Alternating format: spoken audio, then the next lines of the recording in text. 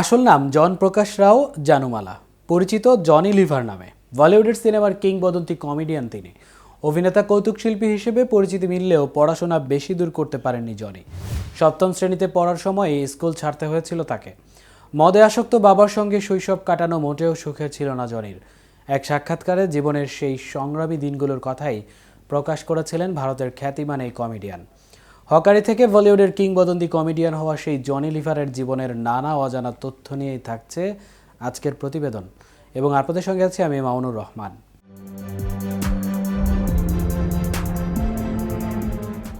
Johnny লিভারের এক সাক্ষাৎকার থেকে জানা যায়, কাজ খুঁজতে অন্ধ্রপ্রদেশ ছেড়ে মুম্বাই চলে এসেছিলেন তিনি। অর্থের অভাবেই সেই সময় সপ্তম শ্রেণীতে পড়াকালীন স্কুল ছাড়তে হয় তাকে। জনি লিভার বলেন, আমার বাবা মদ্যপ ছিলেন, যার কারণে তিনি আমাদের প্রতি কখনোই মনোযোগ দেননি।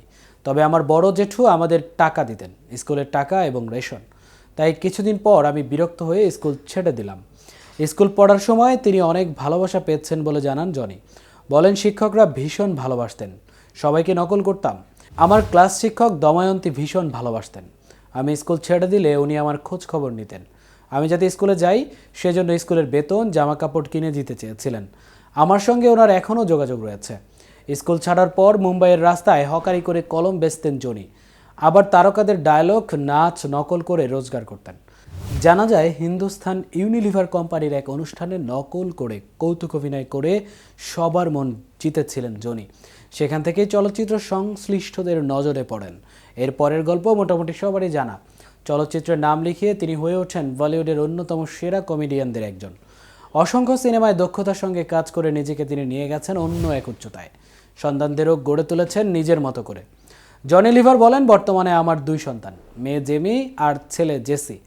ওরাও আমাকে অনুসরণ করে এগিয়ে চলেছে। 2019 সালে মুক্তি পাওয়া কমেডি ঘরানার হাউসফুল 2 সিনেমায় বাবা জনি লিভারের সঙ্গে কাজ করেছিলেন মেয়ে জেমি।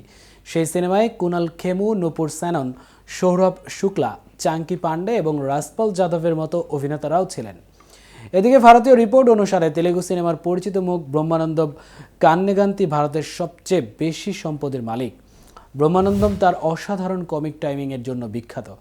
বিভিন্ন সূত্র অনুযায়ী তিনি ভারতের সবচেয়ে ধনী কৌতুক শিল্পী, যার মোট সম্পত্তির পরিমাণ প্রায় 500 কোটি টাকা। জানা গেছে, ব্রহ্মানন্দমের আনুমানিক মোট সম্পত্তির পরিমাণ 505 কোটি টাকা। যদিও পলিটিক্যাল.com এবং সিয়াসত.com-এর রিপোর্ট অনুসারে এই পরিমাণ 490 কোটি টাকা বলে উল্লেখ করা হয়েছে। ব্রহ্মানন্দমের মোট সম্পত্তির পরিমাণ কপিল শর্মা এবং জনি লিভারের মতো জনপ্রিয় কৌতুক শিল্পীদের চেয়েও বেশি। ভারতের অন্যান্য কমেডিয়ানদের মধ্যে কেউই তার কাছাকাছি পৌঁছাতে পারেননি। 2012 সালে অনেক জনপ্রিয় নায়কের চেয়েও বেশি পারিশ্রমিক পেতেন ব্রহ্মানন্দম। এবছরই সবচেয়ে বেশি সিনেমায় পর্দায় উপস্থিতির জন্য গিনেস ওয়ার্ল্ড রেকর্ডসের নাম ওঠে তার। আজ এ পর্যন্তই। এতক্ষণ কেটিভির সাথে থাকার জন্য ধন্যবাদ।